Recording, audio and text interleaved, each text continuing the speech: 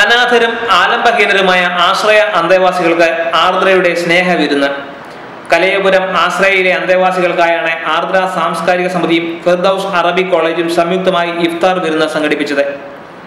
കലയപുരം ആശ്രയയിൽ നടന്ന കൂട്ടായ്മയ്ക്ക് അഭിവാദ്യം അർപ്പിച്ച് വലിയ തിരുമേനിയും എത്തി.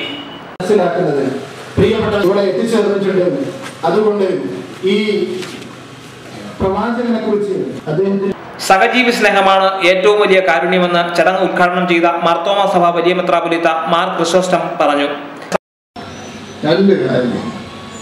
അപ്പന് കഞ്ഞി കൊടുക്കുന്നതിന് മനോരമ പണം,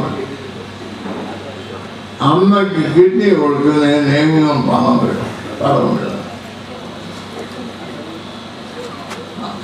സാധാരണ മനുഷ്യൻ അസാധാരണ അധമനായിട്ടു. അസാധാരണ അധമെന്ന് ലോകം കരുതിയവൻ വലിയ മഹാനായിട്ടു.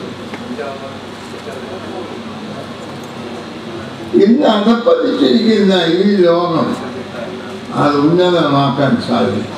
NSS ഡയറക്ടർ ബോർഡംഗം ചിത്ര രാധാകൃഷ്ണപിള്ള, ആർദ്ര സംഘാടകൻ N ജയചന്ദ്രൻ, മൈലം ഗണേഷ് തുടങ്ങിയവർ ചടങ്ങിൽ പങ്കെടുത്തു.